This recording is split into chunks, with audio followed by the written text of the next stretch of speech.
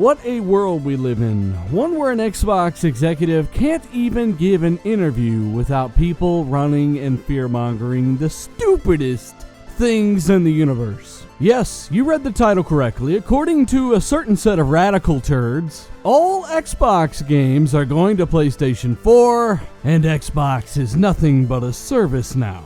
Yes, indeed, it is, well, it's not true. Now, like I said, Phil Spencer gave an interview where he talked about Xbox Game Pass. Phenomenal service, pro-consumer, $10 a month, 200 games to play. Who can complain? Well, that service is making its way to PC somehow. But here's the kicker. Phil Spencer then talked about the service going to every device, quote-unquote. And according to some people, that means that all Xbox games are going to PS4 and Xbox is just an irrelevant piece of plastic now. Now, I had the word "really" on the end of the title for obvious reasons. Is it really this hard? In an age where information has never been more ubiquitous, people still find a way to learn less than they ever have.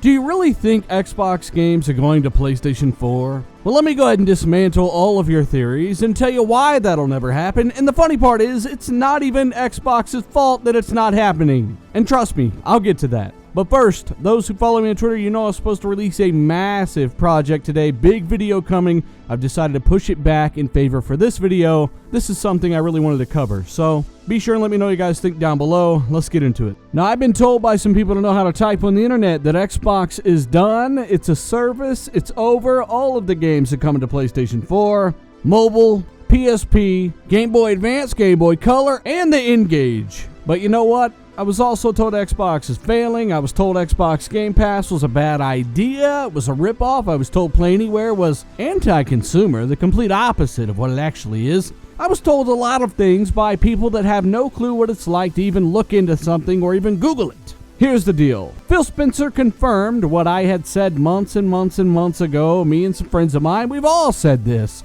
Xbox Game Pass will eventually become an application on any device where you can simply play games, where you can simply play your games, the games you pay the subscription for. Boom, you log in, you play them. Now, of course, the anti-consumer radicals out there have managed to try to turn this into a negative, and I just do not get it. I will never understand it. Why do you like being locked down to one box? If you had a stack of movies, would you like them to only be playable on one Blu-ray player? If you had a Blu-ray player, would you like it to be locked down to one display?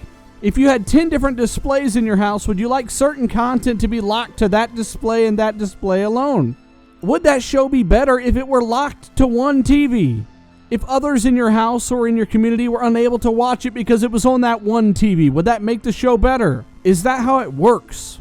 Now, of course, this is where we get some people saying, well, they need exclusives to sell their console. How are they going to get people to buy their console if they don't have games you can only play on that console? Do you not see it? Do you not see it by now? This has been predictable for well over 2 years. This is why everybody is moving to engagement numbers. Eventually, you're going to be able to play your games by signing into an account. I don't care if you're on PlayStation or if you're on Xbox. You will have an option. They don't make money on consoles. They make money on software. And guess what they're trying to do? They're trying to reach a broader audience. Why do you think Sony started PlayStation Now? Why do you think it's on PC? Same thing. Just a poorer implementation. You want these companies to do good? They need to sell software. They need users. And that's simply the way things are going, especially given the route that technology has taken. Like I said, this has been predicted and predictable for well over 2 years. Easily seeable for anybody that is forward-thinking. Hey, check it out. A clip from one of my old videos. They will eventually come out with some kind of Game Pass application that you can run on cell phones, mobile, PC, things like that. That's why I laugh when I hear somebody say, well, I'll just make more games for my PC. Yeah, well, duh. Why do you think Microsoft, do you really think Microsoft put them there hoping you wouldn't buy them? You are literally feeding into their plan. They put them there so you could give them money. Mission accomplished. Copies sold, revenue made, and hopefully that results in more investment in the software, which, as we're hearing about with studios, of course, is true. But this whole thing is kind of crazy. I'm trying to understand, is it that people just aren't as intelligent as I would like them to be, that they not recognize that options are good? Or is it that it helps them out in their little flame war on Twitter? Does it make them feel better about their purchase? Do they not realize there are 80, 90 million of us out there that own a PlayStation 4? We all have your games, as you do ours, right? Why am I hearing people say, hey, Game Pass, you know what? If it went to PS4, I'd get the Game Pass app. Why? Why don't you play those games on your PC you have, right? Don't you have one of those PCs? That's all I hear. So like I said, Phil Spencer coming out talking about Game Pass and how it was developed for console, it's going to PC inevitably, and eventually it will be on every device. Of course, those who do not keep up with Phil Spencer, who do not know this guy and what he said in the past, don't know that he refers to mobile devices as every device. He doesn't mean PS4. Yes, technically PS4 is a device. Kind of like my blender's a device. Is Game Pass going to my blender? When Phil Spencer has referred to devices in the past, he's talking about phones, tablets, things like that. I even see something like the Nintendo Switch being a possibility as well. But PlayStation? Are you kidding me? You really think Sony are going to let Microsoft put Game Pass on PlayStation when they wouldn't even let EA put EA Access on PlayStation? You know, I was in a party talking to some good friends last night. Rand, Colt, Lethal, Zauker, Shady. You know, we were all talking together and we came to the conclusion that people who think that this is actually going to go to PlayStation, you're drinking too much Pine Sol. There's a reason that you can't even cross-play with Minecraft on PlayStation. You would have to log into an Xbox Live server from your PlayStation. Do you think Sony are going to say, hey, look at this 90 million install base. Here, come over here, take advantage of our customers, Microsoft. Come on, yeah, install that app. And while you're at it, yes, our Sony players, when they install this app and they download these games or they stream these games, we don't mind that they have to log into Xbox Live. We don't mind that technically, if they play them through Game Pass, they're playing an Xbox version on our PlayStation. We also don't mind that it boosts your engagement numbers and your revenue. Now, of course, that's where some people come in and say, well, Microsoft need it. They're failing. Xbox is doomed. That's what I heard on a propaganda podcast.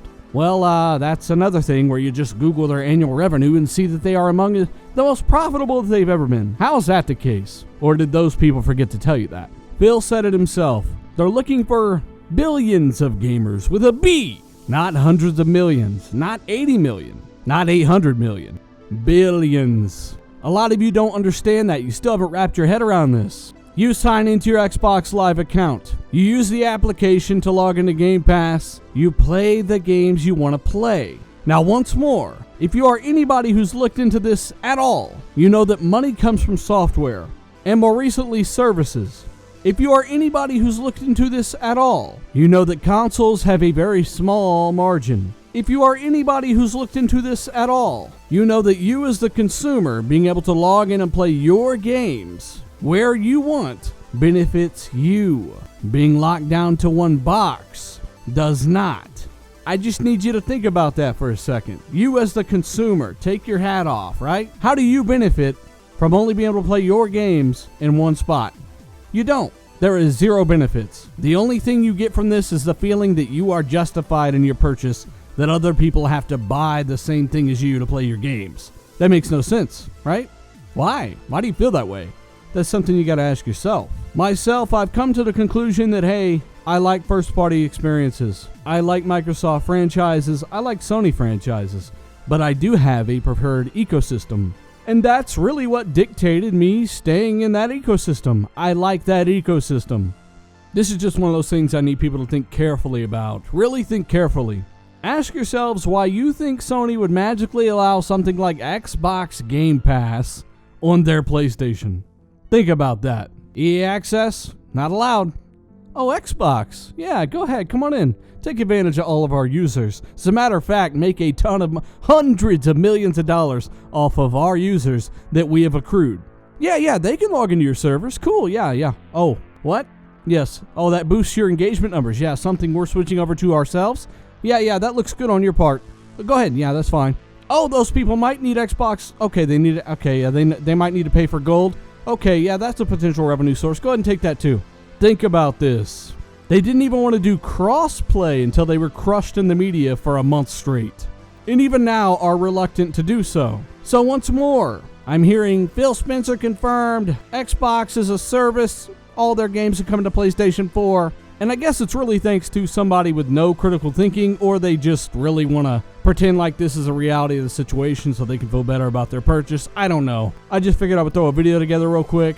Like I said, this isn't the massive 10-hour production I've been working on over the past couple days. I wanted to talk about this instead because it's something I'm seeing, and it's absolutely ridiculous. You know what the problem is that people don't spend enough time playing games. They're either doing 5,000 podcasts, I do one, or they're talking about other people. Spend more time playing games. That's why we're here. I've got around 120,000 gamer score. I think it's pretty healthy. I've got a lot on my plate right now. Not the highest, not the lowest. But I clearly do it because I enjoy it. Anyways, I digress. Let me know what you guys think about all of this crap going on with this Phil Spencer interview. I'll link that down below. And of course, let me know if you agree down in the comments. Maybe you disagree, that's fine too. Hit that like button if you enjoyed the video and learned something today. Share this with a buddy or two. And of course, if you're new into this kind of stuff, subscribe. I'm Dealer. I'm out.